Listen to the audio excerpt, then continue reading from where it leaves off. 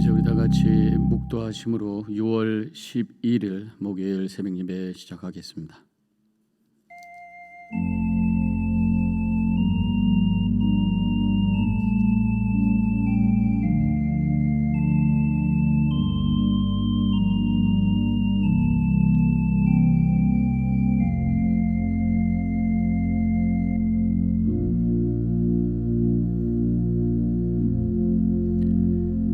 이 아침 하루를 시작하며 첫 시간을 하나님께 드리며 주님의 십자가 앞에 머리 숙여 은혜를 고백하며 우리의 삶을 내어드릴 수 있는 귀한 시간을 허락해 주심을 감사합니다.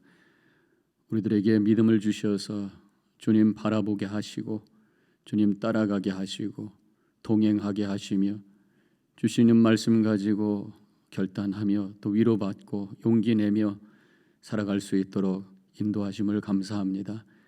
오늘 하루도 우리들에게 도전하는 많은 것들 앞에 약한 자로 머물러 있지 말게 하옵시고 주님이 주시는 능력 가지고 믿음 가지고 맞서서 이겨내게 하옵시고 우리의 마음과 가정과 우리 주변에 하나님 나라를 세워가며 하나님 영광 돌리는 우리의 삶이 되게 하여 주시옵소서. 먼저 주님을 찬양하며 말씀 듣기 원합니다. 하나님의 영 성령께서 우리들 영혼 속에 충만케 하사 감화와 감동이 있는 시간, 깨달음이 있는 시간, 결단의 시간이 되어지게 하여 주시옵소서. 감사하며 예수님의 이름으로 기도합니다. 아멘. 찬송가 439장 1절과 4절 함께 부르시겠습니다.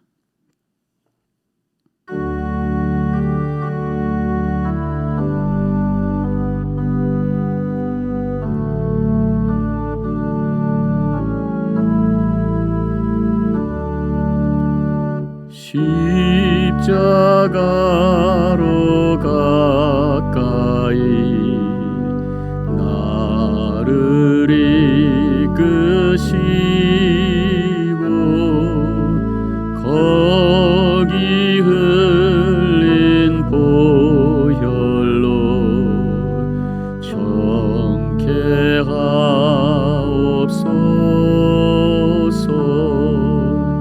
십자가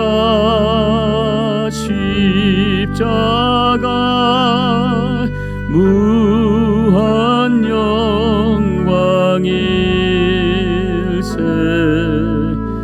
요단강을 건넌 후 영원한 시건네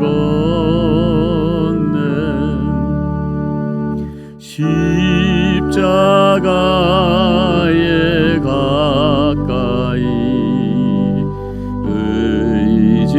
의지하고 서서 천국 이를 때까지 항상 머물겠네. 십자가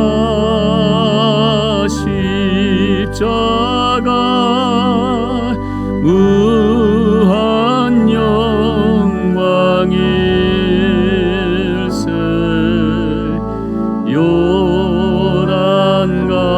요단강을 건넌 후 영원한 시건네.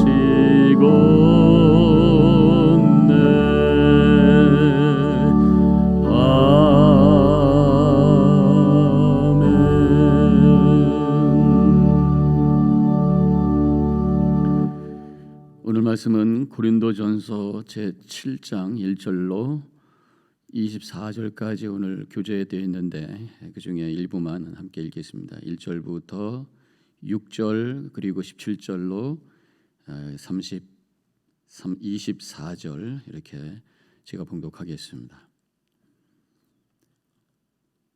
너희가 쓴 문제에 대하여 말하면 남자가 여자를 가까이 함이 좋으나 음행을 피하기 위하여 남자마다 자기 아내를 두고 여자마다 자기 남편을 두라. 남편은 그 아내에 대한 의무를 다하고 아내도 그 남편에게 그렇게 할지라. 아내는 자기 몸을 주장하지 못하고 오직 그 남편이 하며 남편도 그와 같이 자기 몸을 주장하지 못하고 오직 그 아내가 하나니 서로 분방하지 말라. 다만 기도할 틈을 얻기 위하여 합의상 얼마 동안은 하되 다시 합하라. 이는 너희가 절제 못함으로 말미암아 사탄이 너희를 시험하지 못하게 하려 함이라. 그러나 내가 이 말을 함은 허락이요 명령은 아니니라. 17절부터 읽습니다. 오직 주께서 각 사람에게 나눠주신 대로 하나님이 각 사람을 부르신 그대로 행하라. 내가 모든 교회에서 이같이 명하노라. 할례자로서 부르심을 받은 자가 있느냐? 무할례자가 되지 말며 무할례자로 부르심을 받은 자가 있느냐? 할례를 받지 말라. 할례 받는 것도 아무것도 아니요 할례 받지 아니하는 것도 아무것도 아니로되 오직 하나님의 계명을 지킬 따름이니라. 각 사람은 부르심을 받은 그 부르심 그대로 지내라. 내가 종으로 있을 때에 부르심을 받았느냐? 염려하지 말라. 그러나 내가 자유롭게 될 수 있거든 그것을 이용하라. 주 안에서 부르심을 받은 자는 종이라도 주께 속한 자유인이요 또 그와 같이 자유인으로 있을 때에 부르심을 받은 자는 그리스도의 종이니라. 너희는 값으로 사신 것이니 사람들의 종이 되지 말라. 형제들아 너희는 각각 부르심을 받은 그대로 하나님과 함께 거하라. 하나님의 말씀입니다. 오늘은 이 결혼에 대한 말씀을 주시고 계십니다. 이 말씀을 주신 이 사도 바울은 사실은 독신으로 산 사람입니다. 사역을 위해서 그렇게 하신 거죠. 만약에 바울이 독신으로 살지 않았다면 그만큼 큰 이 선교 사역을 할 수 있었을까? 하나님 나라에 그렇게 큰 거룩한 공헌을 할 수 있었을까? 그런 생각을 해보게 됩니다. 바울의 선교를 이 사도행전에서 이렇게 보면은 한 군데 머무르는 선교가 아니었습니다. 계속해서 움직여요. 그것도 1차 여행, 2차 여행, 3차 여행, 로마까지 간 것까지 생각하면 4차 여행까지 얘기할 수 있죠. 가장 오래 있었던 것이 에베소에서 3년 있었던 것으로 알고 있습니다. 그리고 지금과 같이 자동차를 타고 비행기 타고 여행한 것이 아니라 걷고 배 타고 이렇게 돌아다녔기 때문에 이 다니는 이 여행하는 그 시간 자체도 엄청나게 들었을 거예요. 가정이 있었으면 그렇게 할 수가 없었습니다. 사도 바울의 직업은 천막을 만드는 사람이었습니다. 그래서 어디든지 가면은 거기서 일을 할 수가 있었어요. 그래서 그걸 가지고 본인의 생활비를 도우고 물론 뒤에서 후원하시는 분들도 있었습니다만은 그래서 기동력이 너무너무 좋았습니다. 그래서 위대한 일을 할 수 있었고 하나님 앞에 크게 쓰임 받는 그런 삶을 살았던 것을 알 수가 있습니다. 그래서 사도 바울은 자기같이 사역에 사명이 있고 열정이 있는 사람은 결혼하지 않고 독신으로 사는 것도 괜찮다 그렇게 말씀을 합니다. 오늘 7절에도 나는 모든 사람이 나와 같기를 원하노라. 나같이 독신으로 사는 것 내가 원한다. 하나님의 사역을 위해서 혼자 사는 것 좋다 그렇게 말씀하신 거예요. 그렇지만 성경적으로 보면은 결혼은 하나님의 창조의 섭리입니다. 아담과 하와를 만드신 다음에 에덴 동산에서 살게 되었을 때 처음으로 주신 명령이 뭡니까? 생육하고 번성해라. 자식들 많이 낳아서 후손을 이어가는 이것이 바로 하나님께서 주신 첫째 명령이고 그래서 우리가 가정을 잘 이루고 자녀들을 위해서 열심히 부모로서의 사명 감당하는 것도 하나님의 거룩한 사역에 동참하는 일이라고 하는 것을 이 성경을 통해서 알 수가 있습니다. 그래서 이 결혼이라고 하는 것 하나님의 명령에 순종하는 것이고 하나님의 뜻을 이루는 중요한 일이다 이렇게 고백할 수가 있습니다. 또 한 가지 동시에 오늘 말씀을 통해서 알 수 있는 것이 결혼은 거룩하고 순결하게 살게 하는 방법 중에 하나다라고 하는 것입니다. 2절에 이렇게 쓰여져 있어요. 음행을 피하기 위하여 남자마다 자기 아내를 두고 여자마다 자기 남편을 두라. 이 말씀은 무슨 말씀입니까? 결혼이 오히려 음행을 피하도록 도와주는 방패다. 자기 몸을 지키고 거룩하게 살 수 있도록 해주는 방법이다. 그렇게 말씀을 하고 계십니다. 행복한 부부 생활이야말로 중요한 경건 생활 중에 생활을 할 수 있는 방법 중에 하나다라고 하는 것입니다. 우리가 경건 그러면 어떤 금욕을 먼저 떠오르게 됩니다. 물론 금욕을 하고 나를 지켜가는 것, 이거는 어떤 면에서 보면 소극적인 경건이다 할 수 있겠어요. 그런데 성경에서 또 말씀하고 있는 한 가지 경건은 능동적인 적극적인 경건이 있어요. 그것이 바로 사랑하는 것입니다. 남편이 아내를 사랑하고 아내가 남편을 사랑하고 부부 가운데 사랑할 때에 그것이 바로 자신을 거룩하게 하는 것이고 경건의 삶이다. 그 말씀이죠.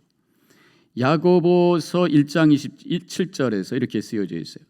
하나님 아버지 앞에서 정결하고 더러움이 없는 경건은 곧 고아와 과부를 그 환난 중에 돌보고 또 자기를 지켜 세속에 물들지 아니하는 그것이니라. 먼저 말씀하고 있는 게 뭡니까? 경건은 다른 사람, 약한 사람을 섬기고 이웃을 사랑하는 것이다.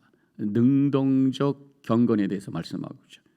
또 자기를 지켜 세속에 물들지 아니하는 것, 이것은 수동적 경건, 자기를 잘 지켜가는 이 두 가지가 필요하다. 그렇게 말씀하고 있습니다. 자, 이렇게 행복한 결혼 생활이 능동적, 적극적 경건의 삶이다. 나를 거룩하게 지켜가는 방법이다. 그렇게 말씀하고 있습니다. 그래서 나를 거룩하게 지키기 위해서도 아내를 사랑하고 남편을 사랑하면서 행복한 부부 생활을 하는 것, 이것이 바로 주님의 뜻이라고 하는 것입니다. 부부가 갈등할 때에 그 틈을 삐짓고 사탄마귀가 들어와서 많은 악과 죄를 만들게 되는 것입니다. 갈등이 오게 되면은 나중에 잘못하면은 가정이 깨질 수가 있잖아요. 그 와중에 자녀들에게 큰 상처를 주기도 하고 그 사이에 또 간음의 죄를 지을 수도 있는 것이고요. 여러 가지 그러한 죄가 들어올 수 있다고 하는 것입니다. 그래서 부부가 사랑 가운데 하나가 되어서 행복하게 사는 것, 이것이 바로 능동적 경건의 삶, 거룩의 삶이다. 그렇게 말씀할 수가 있습니다. 오늘 본문의 말씀에서 행복한 부부가 되기 위해서 부부 생활을 어떻게 해야 되는가 아주 구체적인 지침까지 주시고 계십니다. 4절에서 이렇게 말씀하고 있습니다. 아내는 자기 몸을 주장하지 못하고 오직 남편이 하며 이와 같이 자기 몸을 주장하지 못하고 오직 그 아내가 남편도 그와 같이 자기 몸을 주장하지 못하고 오직 그 아내가 하나니. 무슨 말씀이? 부부관계, 부부간의 어떤 성적인 관계에서 내가 하고 싶은 대로 하는 것이 아니라 상대방의 디자이어에 대한 응답이다. 그렇게 말씀하는 것이 이 4절의 말씀이라고 하는 것입니다. 부부 생활의 기본 원칙은 특별히 이 성적인 차원에 있어서 상대를 위한 것이다. 서로 상대를 위한 것이다. 라고 하는 것을 우리가 명심해야 된다고 하는 것이. 오늘 본문에서 이 부부 생활의 또 한 가지 차원을 언급하고 있는데 이번에는 영적인 영향력을 주는 관계가 되어야 된다고 하는 것이 14절에서 믿지 아니하는 남편이 아내로 말미암아 거룩하게 되고 믿지 아니하는 아내가 남편으로 말미암아 거룩하게 되나니. 부부가 영적으로 함께 성장해 나갈 수 있어야 된다. 그런 말씀입니다. 믿는 남편이나 아내가 믿지 않는 배우자에게 믿음을 심어줄 수 있어야 된다. 그런 말씀이고요. 또 믿음이 더 좋은 남편과 아내가 그 배우자에게 믿음을 더 성장할 수 있도록 도울 수 있어야 된다고 그렇게 말씀하고 있는 것입니다.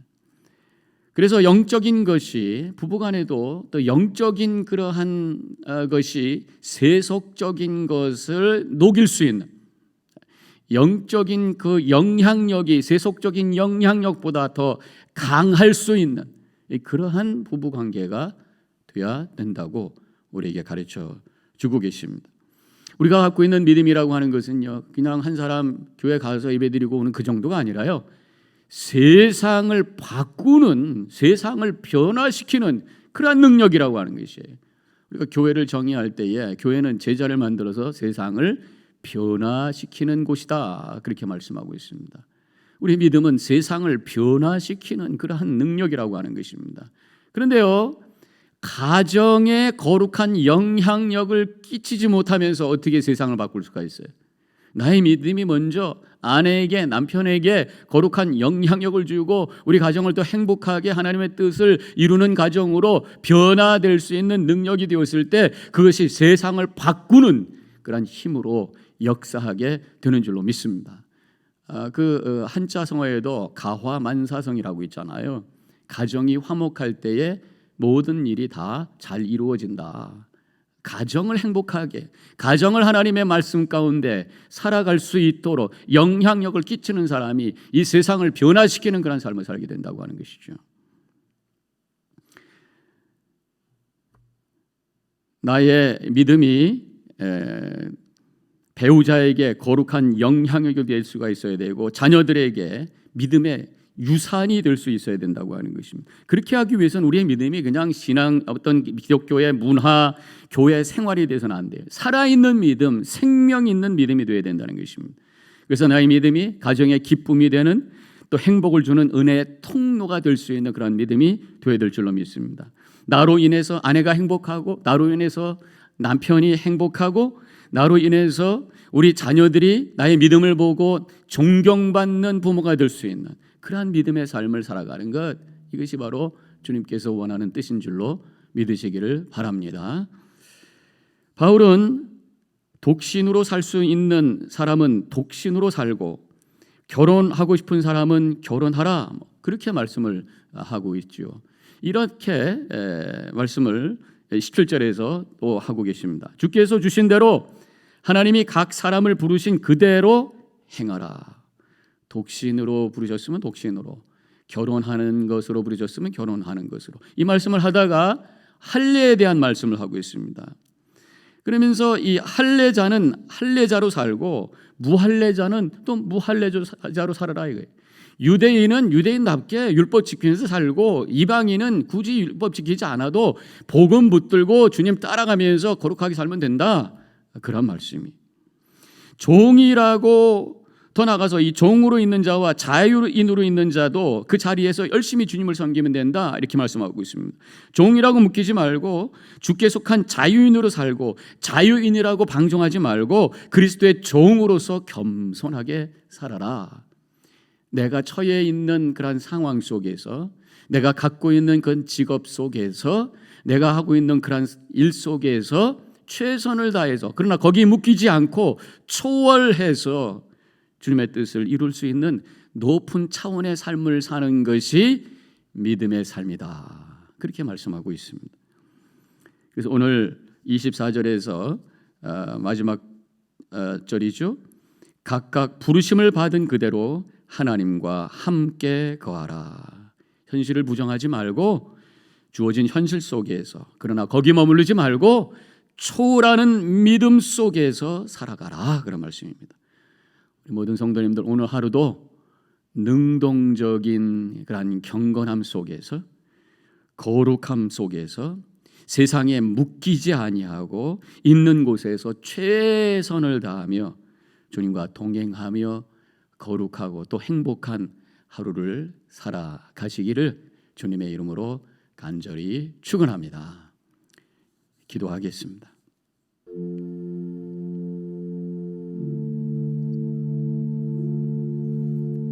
가정이 행복하기를 원하십니다. 부부가 서로 사랑하기를 원하십니다. 이것은 능동적 경건, 적극적 거룩함의 삶이기 때문이죠. 내가 있는 곳에서 최선을 다해 주님의 뜻을 이루며 주님과 동행하며 살아가는 그 삶이 주님께서 우리에게 오늘 주신 뜻이라고 하는 것 기억하시고 그렇게 살겠습니다 결단하는 이 시간이 되시길 바랍니다. 묵상 기도합니다.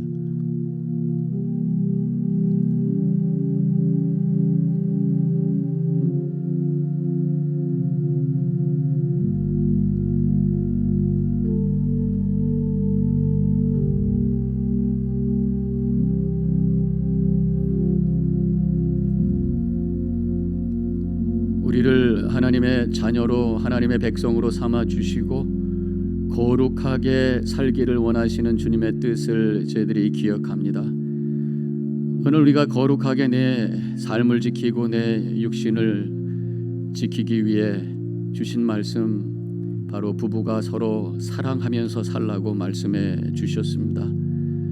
그렇게 함으로 우리의 가정을 지키고 우리의 영혼을 지키고 우리의 육신을 지키고 우리의 삶을 지켜가는 방법인 줄로 믿사오니 오늘 하루도 우리 가정 잘 돌보며 부부가 사랑하고 우리 자녀들 위해서 기도하며 주님의 뜻을 이룰 수 있는 모든 가정 되게 하여 주시옵소서. 주어진 상황 속에 최선을 다하며 그러나 거기 묶이지 아니하고 주님과 함께 동행하며 높은 차원의 삶을 살아가며 오늘도 기쁨으로 하나님 찬양할 수 있는 복된 하루 되게 하여 주시옵소서. 이제는 우리 주 예수 그리스도의 은혜와 하나님 아버지의 극진하신 그 사랑과 성령의 감화 감동 교통하심이 결단하고 나아가는 이 자리에 있는 모든 성도님들 머리 위에 지금부터 영원히 함께 하시기를 간절히 축원하옵나이다. 아멘.